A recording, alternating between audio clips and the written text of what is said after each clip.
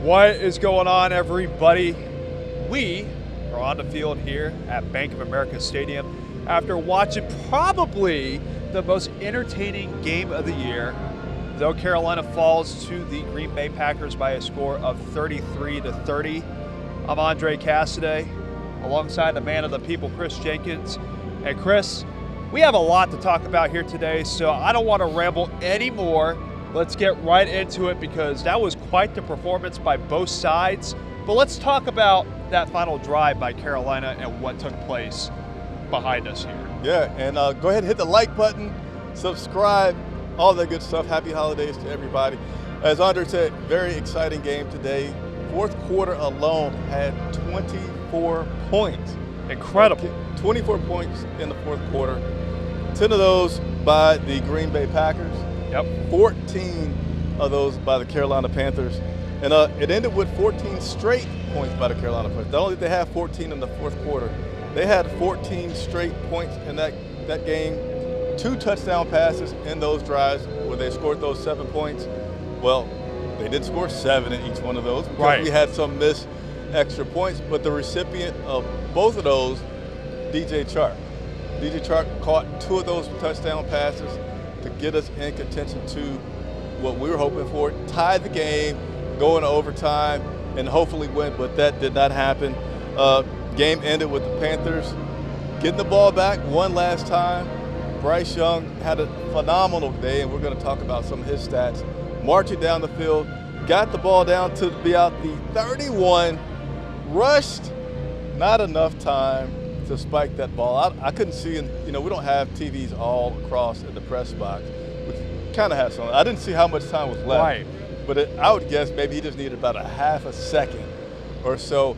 And you can't criticize the way that this game was called. You can't say they should have done something different. They gave themselves a very good opportunity to win this game. Ran out of time. Eddie Pinheiro, if they had had enough time, would have had about a 50-yarder. I didn't do the exact math on it, but about a 50-yard attempt to have some redemption from today. And it was just not enough to take this game into overtime. It was a heartbreaker. I was getting excited already to say, hey, I'm still going to be in Jacksonville covering this game. But I couldn't imagine at Christmas time, 2 games in a row, what that win would have felt like if we had been able to hold on to it. Lots more details into that, but I just want to quickly break down the tail end of the game.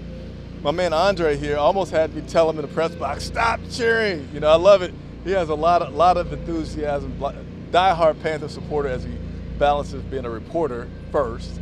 But let me know your thoughts on this team after today's game. Pregame we talked about if they went on ran the table at the end. They didn't run the table. Somebody pregame was talking about putting up 40 points. I think somebody said 300 yards. A lot of those almost came true. But go ahead, Andre. Tell us your thoughts on this team. It is a Christmas miracle with how Carolina's offense performed today, right? This is Bryce Young's first 300-yard game of his career, right? Who would have thought that would be the case here today? You look at the over-under. It was like a 38-point game for both teams coming in. So nobody thought it was going to be a high-scoring affair like it was today. And to have it go out in a way that it did, there's a lot to be encouraged by. There's a lot of excitement with how the offense was able to execute today. Folks were a little disappointed in the defensive effort. That was probably their first letdown game of the season. But you got to take it in stride, and you got to be really impressed with the execution, especially in those last 2 touchdown drives that Bryce Young and company had, both connecting with DJ Chark, who really had a phenomenal game today and really justified why Scott Fitterer brought him in. That was what we expected out of him coming into this season. Obviously, it's taken a while for that to come to fruition. But to answer your question, Chris, I do feel encouraged. I'm a little butthurt that we lost. There were some penalties and some calls in this game that definitely left me feeling a little irritated. But you got to respect the effort and the fight that Carolina showed in 2 straight weeks under the leadership of Chris Tabor. Yeah. A little different from the Steve Wilkes, but you're kind of feeling the same kind of trend in regards to identity, in regards to turning things around, which again, it gives you hope. It does. But it also goes to make you say, David Tepper, can you do better with your coaching selections? Because 2 years in a row you've had to fire a guy. The interim guy comes in and improves the team. So, hopefully Tepper will get it better. And you mentioned Scott Fitterer. I got to let the cat out the bag. Personally, behind the scenes, on a personal level, I'm rooting for the guy to get something together, man. It's tough for me when I like people in the locker room or in the coaching staff, but they just don't cut it. I get the business part of it. You can't keep a guy because you like him. Mm-hmm. You need him to perform. But let's go ahead and continue to move on through this. Let's go ahead and, if you can, Andre, give us some injury updates, because we did have quite a few people with some injuries during this game today. Where do we stand with that? Yeah, so we had 3 injuries for the Panthers today. Players that sustained injuries and did not return. So Amare Barno with a knee injury, he did not return in today's game. Troy Hill is in concussion protocol. So that's something that we'll watch play out as the days start to move forward. He had a rough day today and ended it with a pretty significant injury. A concussion is always something that requires the level of attention that it gets, right? And then Miles Sanders had a toe injury as well. I don't recall when that injury took place. I'm not laughing at the guy got injured at all, but just saying toe just made me laugh. I'm sorry. But regardless of the fact, those were the 3 players that were injured in today's game, and those were the updates that Chris Tabor provided for us in his presser after the game today. All right, so before we get into our stats and some other stuff, we got a special guest that we're going to bring on here in just a split second. Okay. You've been doing such a good job of ad-libbing. Before I bring her on, I'm going to adjust that light because the sun went down and we're way too bright. It did, yeah. I'm just now noticing how washed out we are right now. I'm going to fix that. Shakid's calling in. Give us a second. The link's in the description for you guys always to join us on the show post-game. But I just need a second to go through some things. And don't get tangled up there. I'm not going to get tangled up. I know you've had a couple of close calls here today. I'm a little worried, but I think he's a little more coordinated than I am, because if I was in his situation right now, I would be falling all over the place with all these wires that we have right by our computer. But yeah, let's go ahead and, hey, for everybody out there, keep on leaving those comments down in the comment section. Give this video a like. We go live for the purpose of all of you out there, so feel free to do that. And give us a subscription. Hey, we're on the road to 10,000 subscribers. We want to get to that goal by the end of the season, so continue to keep going with that. And we got ourselves a special guest making her way onto the broadcast here. What is going on, Miss Vastai? How are you? Glad to be here, Making some adjustments here. A we can scoot over just a bright. tiny bit. Boom, we got it, perfect. Boom. Right. Got the whole crew up in here. Vash, I heard of the Carolina Blitz. You just got a few questions. We're going to let you get back to what you got to do. You're able to go into the locker room post-game. We are not able to, so I love the insight that you can give to us about that locker room. Guys, happy, sad, feeling optimistic? What do you got? Feeling shafted, I think. I mean, I've asked the guys, most of them said the Dobbs was not a catch. I think that, of course, that was a pivotal call on that drive. Right. Your thoughts on that catch? It wasn't a catch. Straight up, it wasn't. Smith-Marset basically said when you're a 2-12 team, the rest might think that you don't care, but they put in the work and they deserve to at least have calls go right.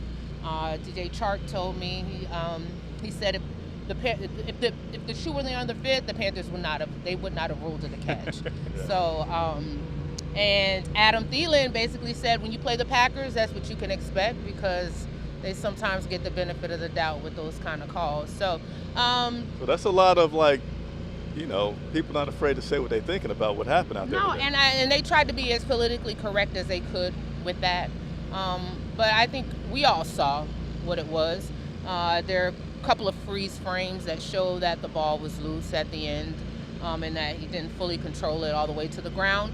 And I think it's tough, when the Panthers have their best offensive performance all season. Right. Bryce finally throws for over 300 yards. You put up over 30 points for the first time all year.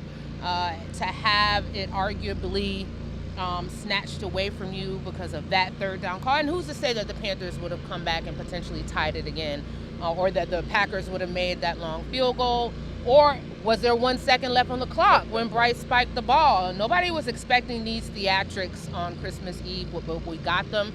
The most surprising thing for me was that the defense that has been top 3 in total net yards per game kind of wet the bed. They sure did. You know, the Panthers can't have nice things. Ham, no burger. Peanut butter, no jelly. So it's like, you know, the two things don't click at once. And once they find a happy medium between offense and defense, I mean, this could be a good squad, but they have to get it right. Defense did make adjustments in that second half, but that was already after the Packers had put up all those points. Right. So positive though that the offense finally was able to do something. Yeah, and we talk about complementary football, and that's something that we just have not seen this whole season. Now, specifically talking about the offense, you had a very good questioner during the week about the whole situation with the 4th downs and the way that you asked that question.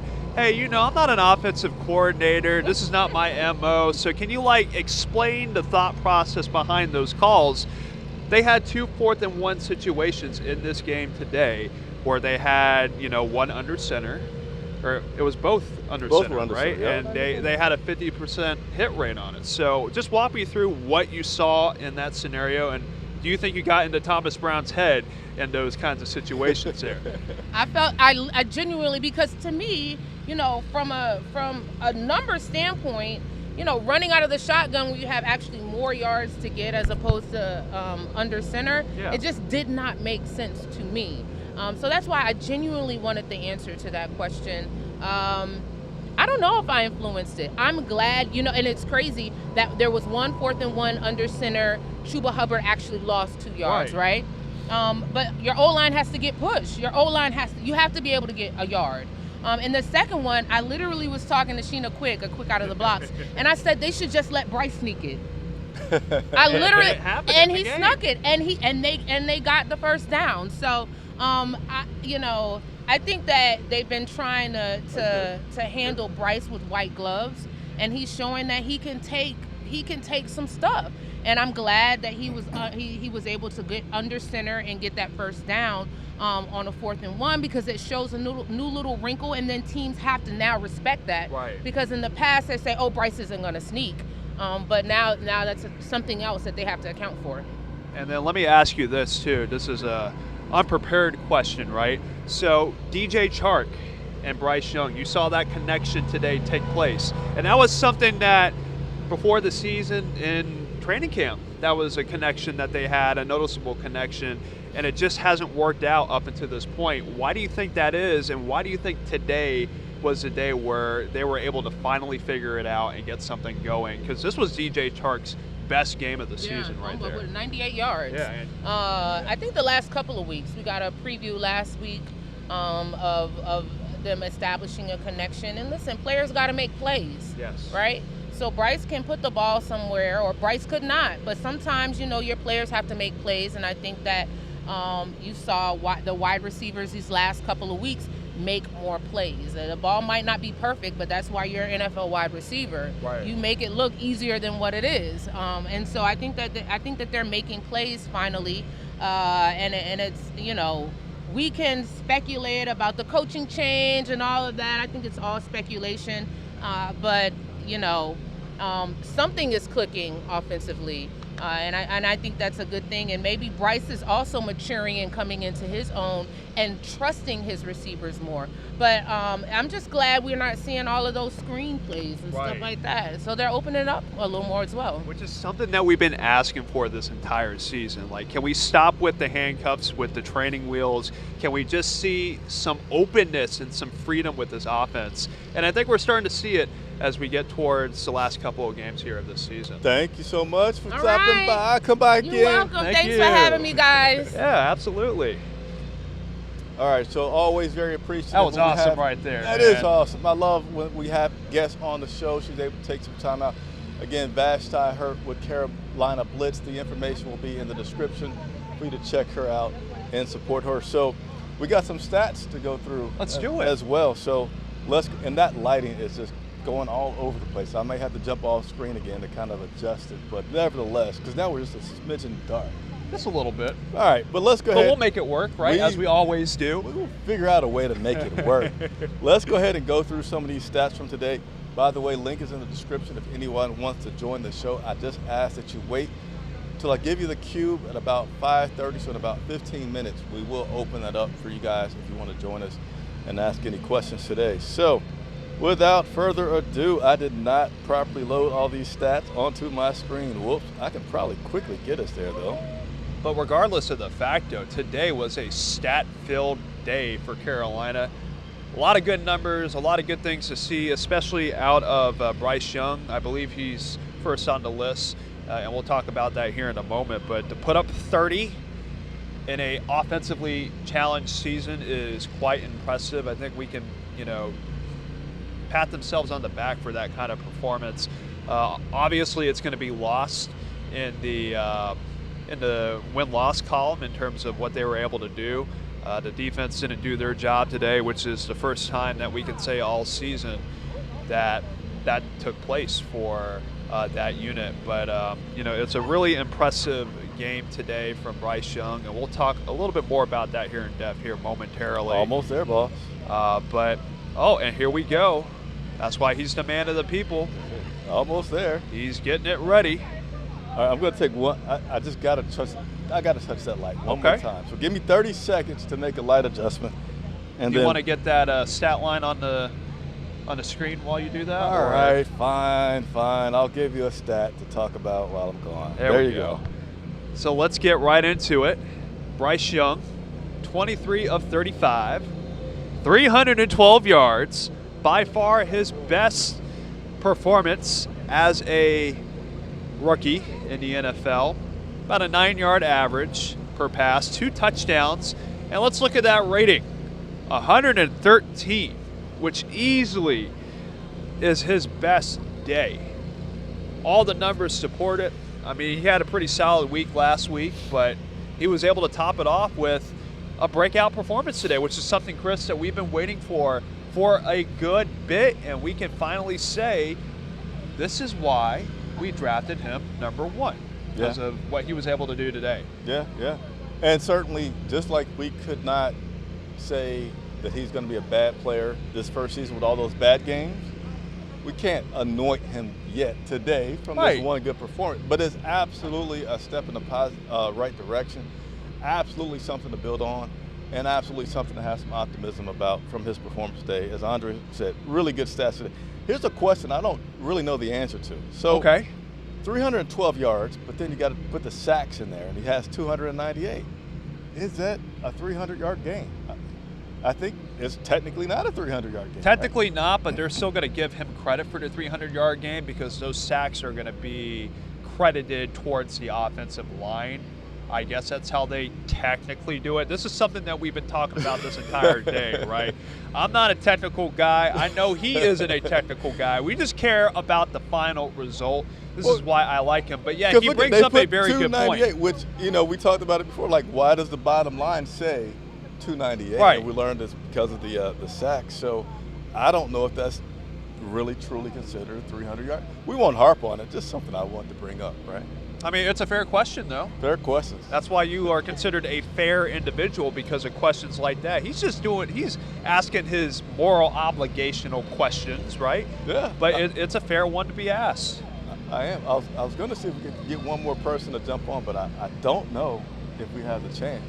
I think she's too zoned in. She was taking a whole bunch of pictures over there. That's Sheena Quick off in the distance there. I don't want to name drop, but I just did. You did. Check out her content as well. But yeah, let's get right into the rushing attack, something that Carolina has done relatively well. And today it was kind of contained, right? Mm-hmm. Yeah, so Chuba Hubbard with 43 yards, 3-yard average, but he was able to get a touchdown. And then Amir Smith-Marset as well, getting into scoring total as well with a touchdown. And Bryce Young getting involved as well, 4 carries, 17 yards. But again, Carolina's rushing attack was really kind of contained for the most part of this game. It was really what they were able to do through the air, which we'll touch on here in a moment, that really cost the Packers defense a lot of the points that they were able to give up today. Yeah, so we'll go to the receiving side, and as you see here, wow, 2 guys near 100 yards. That is some balance. That is something right attack there. Almost identical. Look at that. Both had 8 targets. Both had 6 receptions. So very balanced there between DJ Chark Jr. with 98, Adam Thielen with 94, and then look at there, a guy that I was taking note during the game. Tommy Tremble finished the game with 4 catches, 59 yards, 6 targets. Again, bottom line numbers without the sacks in there, 312 yards, 23 targets, 2 touchdown passes. So, I mean, today was just phenomenal. We had 3 touchdowns that were scored by the offense. I didn't have a chance to do all the research. I know that hasn't happened all season. By far has not happened. When we've had games where we have any kind of decent scoring, the defense is always involved, right? With a defensive defensive score. So Bryce with 2 touchdown passes, and then the rushes there. Pretty phenomenal.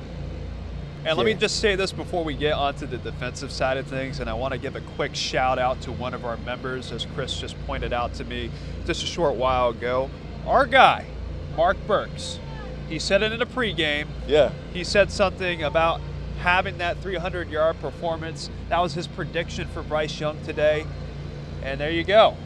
Just north of 300 yards, and I'm just looking at his comment right there, and we'll put it up there here momentarily. But, I mean, he did a pretty good job in calling it. I mean, I do remember him saying something along those lines, and one of our members, part of the reason why you are a member too, I would imagine, is because you're pretty keen in a sense of knowledge of this Panthers team. And he was right on the bullseye with that one, calling that performance today. Shout out to Mark Burks. If you're tuning in right now, hey, we appreciate you for tuning in. And, hey, good call on that, by the way, with that performance. I'm going to let you go ahead and talk about this defensive stats. Yeah, and the opposite end of the spectrum, right? You know, typically it's the defense who shows up for this team, but it was the other way around. The defense giving up 33 points today. Let's start off with Frankie Louvu, who had a sack in this one. Really the only sack that this Panthers defense was able to produce today. He had 10 tackles. Derek Brown with 9 tackles, another solid performance for him. Von Bell with 7, and then you get a trio there of Xavier Woods, Shai Tuttle, and Nick Thurman with 6 tackles, and then Brian Burns at the bottom of the list with 3. So he's kind of been a little disappointing. Can we put that out there and say it for everybody to hear? He was a little quiet today. His defensive coordinator says, don't forget, the stats don't show everything. Okay. I understand Rivera that. feels like, hey, he still does a lot of things that the stats can't show all. But when you look at those numbers again, as we pull it up for Brian Burns, he only had 1 solo tackle, 3 total tackles, but no tackles for loss and no quarterback hits. So there are other things other than having sacks that you can attribute to somebody in terms of their effectiveness. And of course, with numbers, you have to add context to the situation, but I think the context is pretty clear. Brian Burns didn't have the kind of impact game that you expect a guy who's expecting that kind of contract, you know, to be paid $30 million. He did not have a $30 million type of performance today. So almost again, $2 million a game. Right. So a call to action, we haven't done that in a while. A call to action, Brian Burns, we need you to start turning it up here as we get towards the latter stretch of the season. Hey, and if you can, please keep those comments coming. We're about to get to them shortly. Links in the description for you to call in, but hold it. We got about 5 more minutes before we want to open the lines up for you guys to call in. And we want to know, we want to hear from you. Excited? Not excited? Happy holidays? Right. You know, what are you feeling? We certainly want to talk about it and hear from you guys. So let's go back, walk back. You know, we started off the show giving you a quick ending. We talked about the ending. Now let's kind of go ahead and talk about the game as a whole. The Panthers couldn't stop the Green Bay Packers run game. So, and that started off early where we couldn't. First 2 plays, run plays. Green Bay has about 23 yards on 2 plays where they're just gashing and getting chunk plays against this Carolina Panthers defense, kind of immediately making me think, oh no, like I knew it happened at some point. This defense has not, wavered. They played strong. They played strong even in bad games, bad weather. So I was like, maybe this is going to be the day our defense doesn't play too well.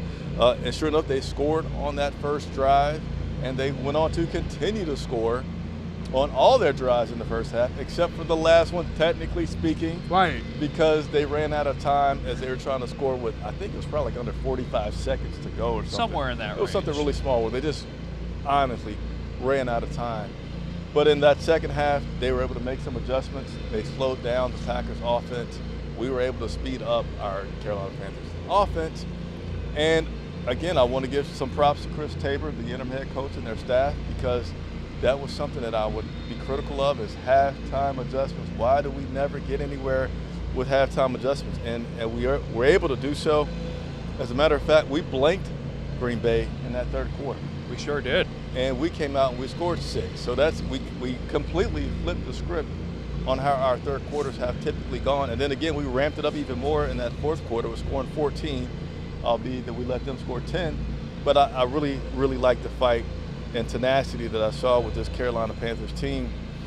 Were you concerned? I mean, what were your thoughts as you saw the beginning of the game and they're just running the ball? We can't stop them. They're scoring on every drive. Yeah, it was a concern. And I think when you look at how successful Aaron Jones was today, he had 21 carries for nearly 130 yards. And there were some Packer fans on Twitter who were a little baffled that they didn't use him more in the game due to the success he had. I think it was at one point in the second quarter where he didn't have any touches in that specific quarter after the first quarter that he had, where I believe it was 80 yards in that first quarter that he had. So it just really shows you how they were able to pretty much gash our run defense. And you look at our defense as a whole, that was probably the one thing coming into this game, while they have played well, was a concern, was our run defense. And I think Green Bay did a pretty good job of exposing that, and they were able to take advantage of those opportunities. So yeah, it was a very deep concern because, with the run game, with any team, if they can run the ball successfully, that's going to open up a lot of things for any offense. And you saw that with the Packers pass game today. They were able to do that really well because of how successful they were running the football, and it opened up things for Jordan Love and the rest of that team.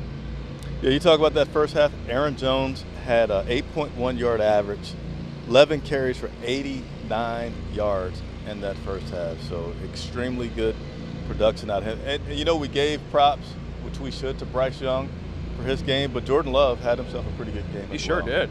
He had a pretty solid game. Let me keep on going here. Shaqued, I probably said it wrong. I hate myself for saying it wrong if I did. When I bring you on, please say your name so I will say it and get it right. We'll bring you on here in just a second. So we've got a few other things to go through. But yeah, when you talk about the Packers, though, situationally, right, they're still in the playoff hunt. Of course, with the Detroit win and that Minnesota loss, that locks up to the division for Detroit. But with Minnesota losing, Green Bay needed to win today. Yeah. In order for them to, I believe it ties them up in the record in that standing in the NFC North. But they had everything to play for today. And you got to give credit for Green Bay to come out the way that they did, in a very cohesive manner, in a very strategic manner, to come out and run the football the way that they did and still put the pedal to the metal, even in the second half, despite the adjustments that Carolina made. There were some plays that Green Bay took advantage of. The catch here on this side of the field in the fourth quarter was one of those plays.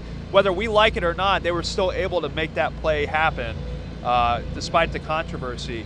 And they took advantage of those situations, and they were able to pull it out. So give credit to Matt LaFleur and everybody on that side of the ball, because they desperately needed this win today as well. Yeah, and two guys that I want to talk about, then I want to get to my man, Shaqued. Yes. So Tommy Tremble had a good game. I think he got a sneeze coming on in the middle of the winter. How about that? Maybe it's all this fake grass cutting behind me that's going on. I really feel like it's going to come as soon as I ignore it.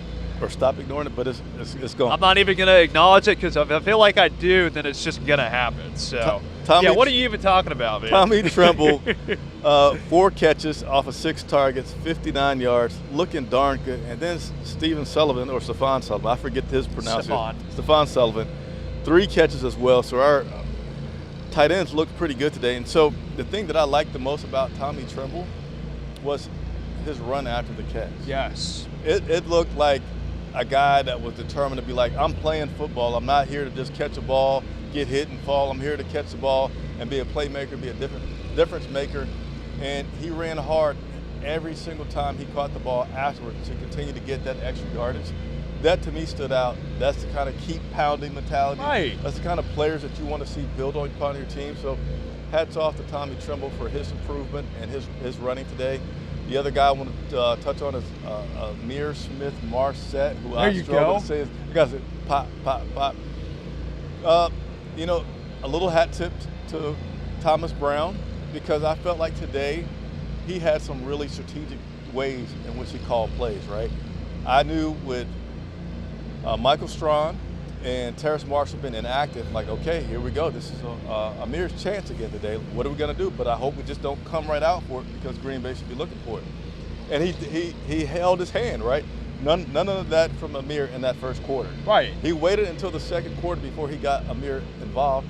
And this guy, by the way, tell me if I'm not right. Do you think about Steph Curry when you see him in the game? When Amir's out there, he runs so much motion. Right. He's like back, forth, come back around to the quarterback. I mean, he runs constantly. He never just, I mean, it might have been a play or two, but I noticed like every time he's out there, it's motion all over the place. But he did good with his play calling, and he held that play. And when he did call his number, it wasn't the normal jet sweep. It was somewhat of a reverse in which they came back and gave him the ball. He also got involved in the receiving game. So, again, I think it was very tactical in which the way that Brown called the game. I think it was also tactical. We just had Vashti on here. I didn't have a chance to ask her. We try to respect their time when they jump in here for us. But did you not think he said, okay, when I go under center the first time, they're going to be like, okay, this is what they're going to do. No, all right. And then he says, all right, I'm going to go back to it. And they're probably thinking, all right, we're going to hand off again. Right. And for the first time, I don't know if it was ever, I feel like it was first time ever, Bryce Young did a quarterback sneak. Is that the first time ever? It has to be, because there is no other thing that comes to memory where they have run a QB sneak. And the other thing, too. I know Dalton did it once. They took him out and put Dalton in. But the other thing that I think was a first as well was a genuine trick play that they tried to roll up with Amir Smith-Marset. Now, it obviously didn't work due to the pressure that they had on that play, but I like the freedom.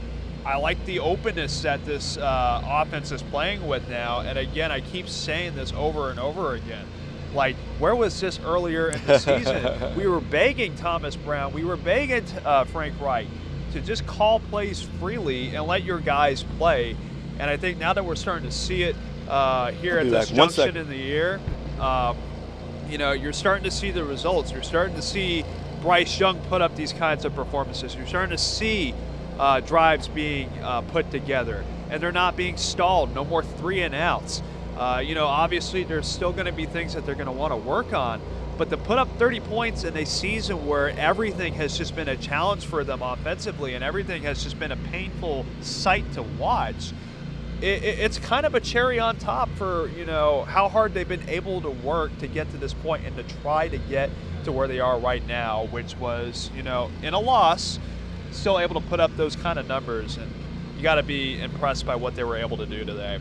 Excuse me for all this looking around. I'm trying to get all my courts right, but Shaq, we're about to bring you on, man. You've been patiently, eagerly waiting. Give me just a second to get oriented here.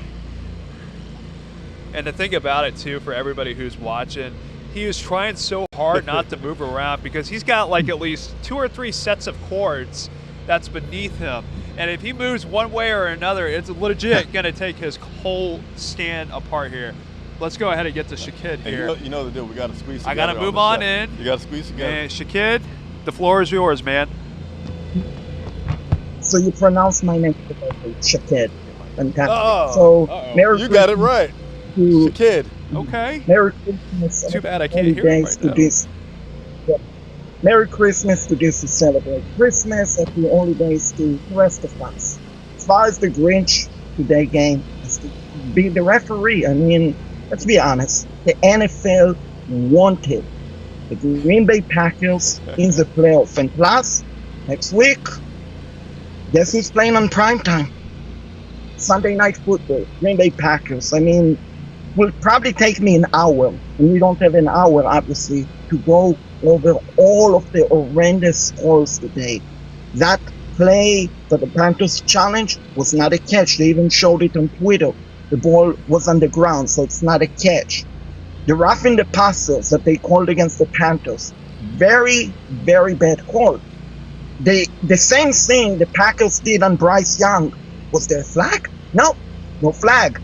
Then on the play that Stefan Sullivan, Bryce Young threw the ball in the air, they called it roughing the passes. But if you watch that play, Packers got away with the defensive pass interference. The defender did not look at the ball while in the air. No pass interference. And then the plays that they called unsportsmanlike conduct against the Panthers, I think they called it on 56, if I remember correctly, in the fourth quarter. If you watch that play, a second earlier, guess what happened? A Packer defender hit a Panthers player out of bounds.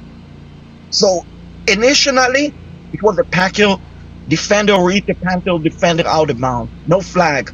And then, let's talk about the 6 second. Before the end of the first half, you guys remember the Packers had 6 seconds. They snapped the ball. They got it out with 1 second left on the play clock. 1 second left on the play clock. If you remember correctly, they called a timeout with the second left. The Panthers also basically snapped the ball and spiked the ball with 1 second left. So congratulations, Green Bay Packers. You have the referees on your side. But you know what? Let's forget about the referee. I'm wearing Bryce jersey, and I'm so proud of him today. Where did you win that thing at? He played. Huh? I'm messing with you. Keep going, man. No, I brought it. I didn't win your contest, but I brought it back in July. And I mean, he played today tremendously, like a franchise starting quarterback. And sure, we're all wondering, where was that throughout the season? Where was DJ Shark? Maybe he just realized the NFL season is ending, because today was great. Offensive line was fantastic today. Typically, they give up 7, 8 sacks. I do believe they gave up 1 sack. So the foundation on offense is there. Yeah, we have the franchise quarterback. We have the franchise quarterback. But the defense, gosh, I mean, Burns, you mentioned him earlier. He clearly had a missed tackles, which set up the Packers' first touchdown. He had a missed tackle. And it's not just Burns, but the defense as a whole was a non-factor today. So if this team next season can put it in, they can win the NFC South. That is my prediction. They will win the NFC South next year. Okay, hey, you always take it to the horn, man. Don't make me making me feel bad to give you the horn. I'm a nice guy. Hey, I love you for calling in. Appreciate it very much. We don't have our show tomorrow because it's Christmas, our normal Mental Health Monday. Right. But we're going to do it Tuesday, so if you got some more to talk about, please consider joining us. Thank you very much, Shakid, for joining us once. Merry Christmas to you, man. Did I say his name wrong? No, How you say it? Shaked. You got to say the kid. I think I said kid. Shaked. So let's break down what he talked about a little bit. And those out there watching, please consider calling in. It's a lot of fun. And like this video. Super chats are also welcome and nice. So let's talk about a few things. One is you're talking about the sacks and the hits. Do you have that stat up still real quick? Yeah, so Carolina only gave up 2 sacks today. 2 sacks. And then how many times was he hit? It's going to be on the defensive side for the Packers. Well, yeah, I don't have that number with me, but he was sacked 2 times. QB hits. If I keep scrolling down here, here we go. As a team, just 1? One hit on the. It looks like. Yeah. Oh, you got a different screen up. We're not sure of that part, but nevertheless, fewer sacks, fewer hits for Bryce Young than normal. So that's always a great thing when you can keep your quarterback, whether he's big or small, keep him off the ground. That's their holiday gift to Bryce. Is, hey, Right. we're not going to let you get beat up on the ground. But let's go ahead and talk about the penalties or the calls, right? Because that was something I had in my notes. Thanks for bringing it up, Shaqued. So it did seem like, in my little amateur opinion, that there were some makeup calls today by these refs, because there were some calls and you're like, huh? So I think the first one, well, I don't know the order. So let's just talk about the roughing the passer, all right? So the Green Bay Packers quarterback, Jordan Love, gets a roughing the passer. And I'm looking at Andre in a press box. I'm like, where was it? What did he do? And I think the guy to my left, Jeremy, he said that it was maybe high to the neck or something. Right, like, yeah, the neck area. Yeah, I don't think it was. It was kind of like in the chest, and he just pushed him. He didn't like hit him hard. I mean, the other thing he could have done was hug the guy, but Right. they probably both would have fell. So And I posted a picture on Twitter, on our Twitter page, of that play. And now, we didn't have the best angle from where it was shot because it was kind of behind the play from when it was happening.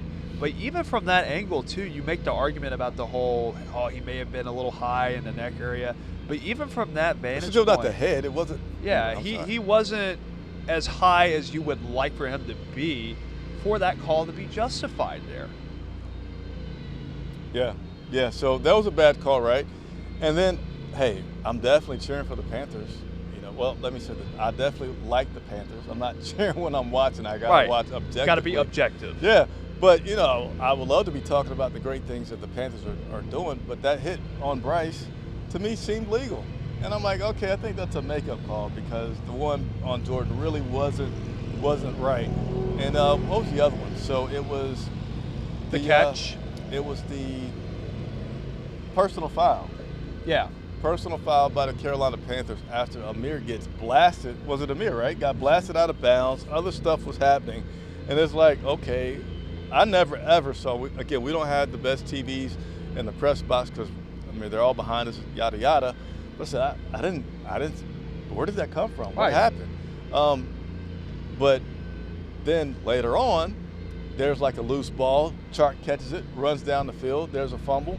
Of course, guys go for it. They call a personal foul on the Green Bay Packers. And it seemed like, well, they're just giving that back.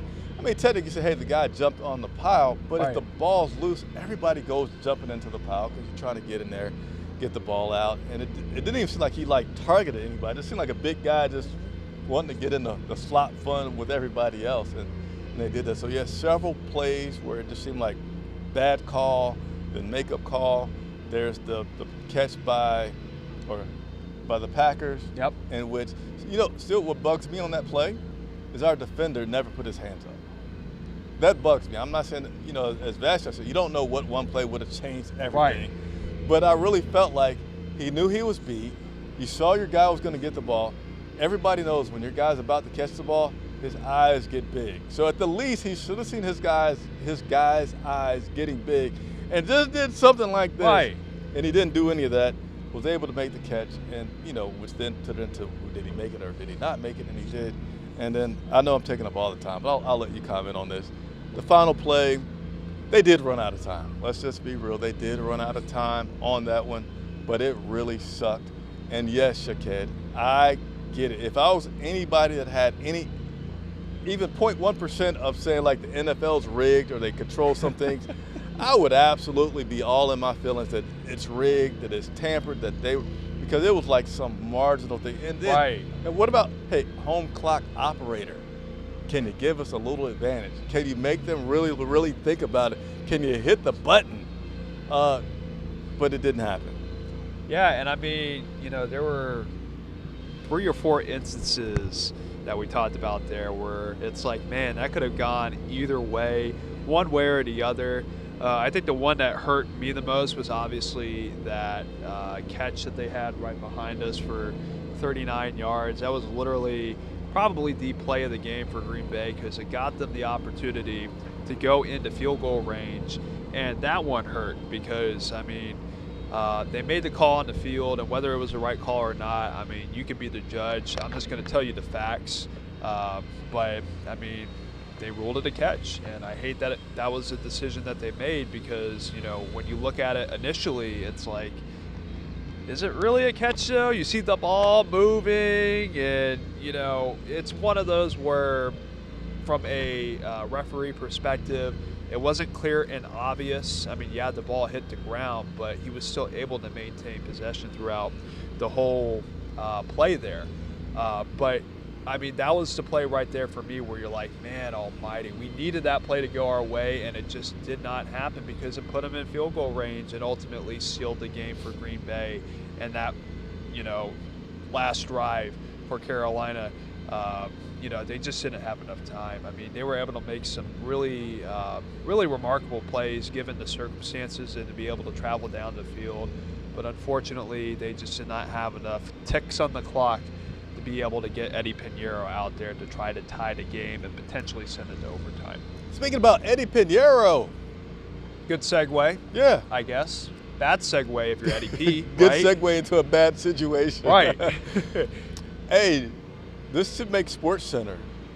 Do they do the Did You Know segment anymore? I don't watch much TV. Do they do that segment anymore?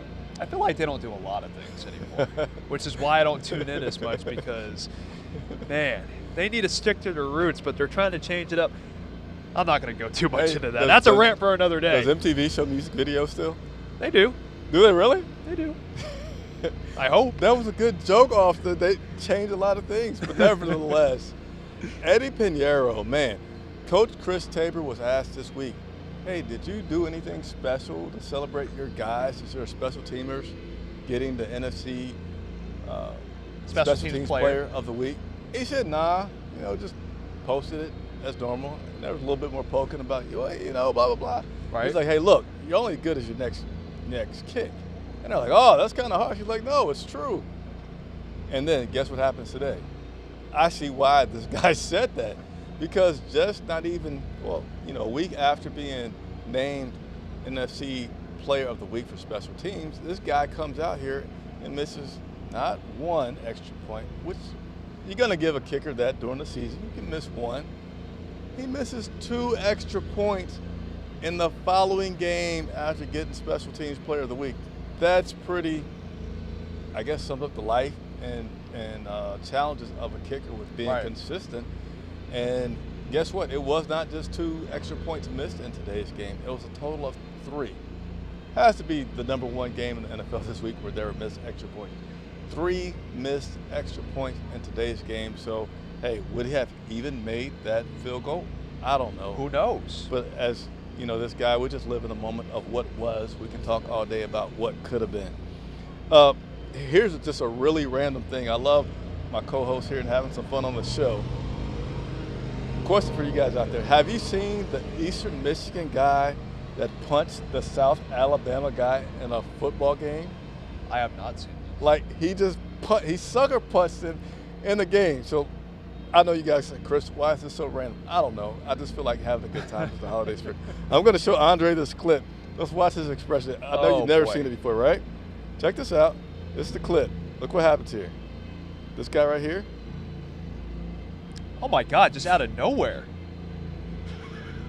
Unprovoked. Is that not the wildest thing ever? Now, was he wearing his helmet, though? The guy that got punched was wearing his helmet. Look at this. And then we got to get back. Look. So we got an instant replay. You got to be a dang fool. That is wild. To hit a guy with a helmet on. In the back of the head. In the back of the head. After you the game. You got to be 2 things. A dang fool, and then the other thing, you got to be really heated to be in that situation and do what he just did there. Wow, that was the definition of triggered. I'm gonna need some more context behind that because I mean that seemed rather random. There's no context that can support that kind of behavior. I mean, I'm always gonna try to give people the benefit of the doubt, but hey, in this situation here, I mean that's quite tough to say the least. All right, I hit a wrong button. All this stuff is gonna come up on the screen, but let me get back to going through these comments here. We appreciate everybody that's been tuning in. Please continue to like, subscribe, and tell a friend. Sean Michael says Chicago has never been smitten over Green Bay, but games officiating looked absolutely rigged today. Bryce balled out and deserved that win today. Hey, I did not get a chance to watch the Bryce press conference. Did you get to soak in any of that? Yeah, so the tone was different. You noticed that last week, and you noticed it today. You sort of saw the Bryce Young after a loss kind of mentality in terms of how he spoke. You know, he again took the blame for some Don't start talking soft, man. I can't hear you. You got all this stuff going on back here, and you're starting to be theatrical. Can you hear me now, ladies and gentlemen? Yes. But regardless of the fact, though, I mean, he took a lot of the blame for some of the things that didn't take place. I mean, really the big one was the whole situation where, hey, did you guys think you had time at the end of the game to, you know, potentially win a field goal? He took blame for that?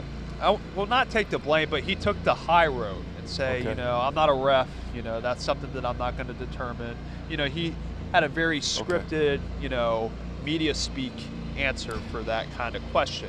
But, you know, he did seem encouraged and was very positive in regards to how he spoke about his teammates executing and being able to put up a performance like he did today.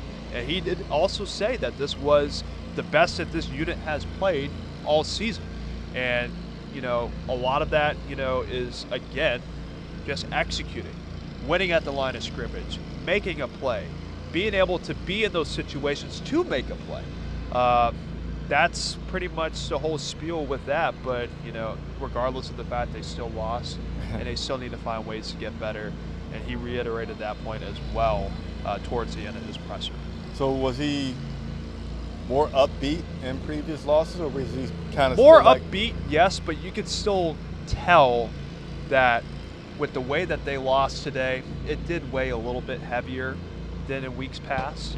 But he was a little upbeat and a little more encouraged. But yeah, they still lost. And I guess as Vashai, which gave us some great insight about that locker room, I guess a lot of guys in that locker room feel like they were gypped, like they weren't given a fair chance in this game with some of the calls or several of the calls that took place. And Bryce is never going to let you know if that's how he's feeling, if he's kind of like, well, dang, this loss is... But you could see it, though, in his facial expression. I mean, there was a sense of frustration there because that's the kind of stuff that you just can't control. Those outside forces, refereeing, that's your main outside force that you're trying to go up against. And that's the part that you could see it firsthand when you look at the presser, that, you know, those are just some of the things that you can't control. And despite the performance that they were able to put up today, it results in a loss. Gotcha. I had to take off my earphones. I can't hear this guy. He's I may have to pretty soon because you're a little soft-spoken on your end of things I'm as well. just over here reading some of the comments. But to his defense, we do have like 25 other vehicles behind us, working behind us, getting all this paint off of this lovely field that we're on right now. Yeah, Darrell, one of our members. Let's give him the normal member welcome.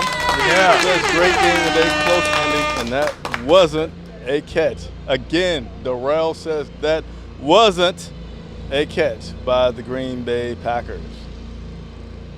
I think it was pretty obvious to us, just not to the refs, because, you know, refereeing, there's a lot of technicalities involved with that, right?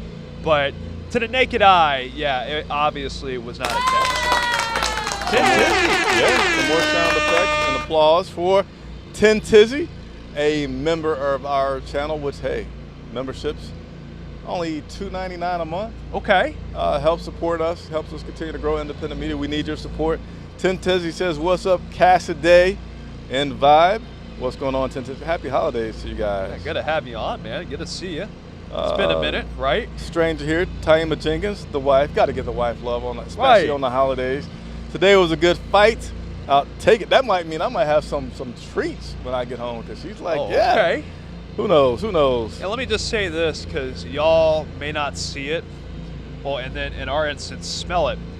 But I smell nothing but paint right now. This is some behind the scenes of what we're experiencing right now. These folks, these groundkeepers are working hard behind us, but man, it just smells. It just blew in, so yeah, we might, if we fall out, oh man, you know where we are, right? It's the Sharpie that's getting to me right now, right? Mark Burke says, most respectable loss I've seen in years. Bryce gets an A for today. Yeah. Indeed. And he showed why he's here in Carolina. That kind of performance is something that we could see more of down the road, but heck of a game for him. Josh talking about, again, Bryce's performance today, basically saying that 2 points that he got us was great, but that holding call, but took away Bryce's amazing touchdown. And yeah, I'm sure everybody was ready to go. You know, I mean, it didn't happen, but I still think there will be some leftover residue from today's game that is a positive to carry over for that game in Jacksonville. Hopefully these guys are, and I don't feel like they've quit, because that defense has played, they did not play well today, but that defense has played well all season. Today they had a step back. Offense elevated. So even if we get some kind of balancing of those two, that vast improvement of the offense today, they can come down a little bit, but just still stay improved. That defense continues to play solid. Why could we not win the remaining games for the season? Yeah, and you talk about the word quit. This team has not quit on Chris Tabor or really on anybody, right? I mean, there is still a belief system in place, and it speaks to the kind of quality individuals that are in that locker room right now. I mean, they have every reason to quit. They're 2-13. They're last in the NFL and, you know, in the record column, and they have every excuse in the book to say, hey, I don't want to put up any effort today. I just don't feel like coming out here and playing. But continually, week after week, and we've seen it here since Tabor has taken over, there's a fight. There's a level of commitment. There is a level of that keep pounding spirit that is beating in the heartbeats of these Panthers players. And you got to give them props for that, because, again, you know, if I was in their position right now, they're better off than I would be. I would be in a very distracted state of mind, especially leading up to the Christmas holiday, right? Yeah, and I got some troubling news. Okay. You know, we lost today to the Green Bay Packers. And as you guys may or may not know, basically teams play outside of the division. It's like a pattern, right? So we play all the, I don't know off the top of my head, NFC North, and they play us, right? So anyway, we played Green Bay today, which just had lost recently to an outstanding performance by Baker Mayfield up in Green Bay. So it's kind of like, I get concerned when they lose, when you're having these divisional matchups. Right. Or I don't know what this word is, I'm losing my words. But we lost today, right? Green Bay, you kind of think, oh man, we're not going to lose to the NFC South twice in a row. All right. I see where you're going with see where this. So Jacksonville right now is currently playing the Tampa Bay Buccaneers. You know how that game's going? I see a bunch of Krispy Kreme donuts on the side of the Jacksonville Jaguars right now. Doesn't look pretty. 27 Tampa Bay, Oh, boy. 0 Jacksonville. Oh, boy. So you lose, they're getting blasted by an NFC South team, right? And then we go down to Jacksonville next week and take them on. I feel like they should have some extra, like, we're not going to let this happen again. And Jacksonville is a good team. They're currently 8-6, losing. So that could be tough for us to get that second victory next week. And then just scrap that out. Our last game against the Tampa Bay Buccaneers, you know, you want to start peaking in December. You want to start playing some good football in December. And that's what they're doing. And if Baker just put up a perfect rating in Green Bay last week, I don't know what his rating is this week, but he has 238 yards, 2 TDs, and probably no interceptions, because Jacksonville has two interceptions. No points. So he has no interceptions, 2 TDs, no interceptions for Baker. But for Trevor Lawrence, he has 2 interceptions. Yeah, we're just talking about Baker playing good and getting hot. So it could continue to carry over for that last game of the season. But I'm, just talking. That's going to wrap us up for today. We're not going to be able to get through all your comments. We'll get through as many as we can. But we go live for the purpose of interacting with you guys. We will not be live Monday for our normal Mental Health Mondays. We're going to be live on Tuesday, time to be determined. And that's an opportunity for everyone to come on, give you guys more time, more people to talk about how you're feeling about this game. So I'm going to do this little new tradition that I like to do from a guy, Andre. Oh, here we go. I'm going to give him the stage, give him the mic to go ahead and take us home and take us go home. away for the holidays. Take us home for the holidays. Man, you're setting me up. You're getting that red carpet ready and going. But regardless of the fact, ladies and gentlemen, Carolina did lose today by a score of 33-30. A lot of things that we could take away from today's game, but ultimately it was in a losing effort. Probably one of the more entertaining games of the year, if not the most entertaining game of the year. I could say that for myself. I don't know if I can speak for Chris in that regard. But regardless of the fact, hey, we're 2-13. We saw some encouraging things today. We got 2 games left on the season, so there's still some time to try to make it a positive end to the year, a year that's been very difficult for everybody associated with the Carolina Panthers. But we're seeing some progress. We're seeing some good things from Bryce Young, and I hope that's something that continues as we move forward towards those last 2 games on the year. So with that being said, we're going to wrap it up here tonight. On the field at Bank of America Stadium, Charlotte Vibe has had you covered throughout the day today. We appreciate all of you for tuning in and being active on social media today. And hey, I love the optimism from all of you out there today. We're in the season of giving. This is the holiday spirit that I want to see out of all of you. So thank you for tuning in and making today's events even more fun. And to all of you out there, a very Merry Christmas. I hope all of you enjoy the Christmas holiday with your family and friends. We're going to hop on off here and we're going to head on home and do the same thing that all of you are doing out there and spend some time with some family and friends. So on behalf of Chris Jenkins, our entire staff here at Charlotte Vibe, Patrick Snyder, our photographer, Julian, who filled in today, I am Andre Casseday on the field at Bank of America Stadium. Good night and Merry Christmas to all of you out there. Take it easy and be well, everybody.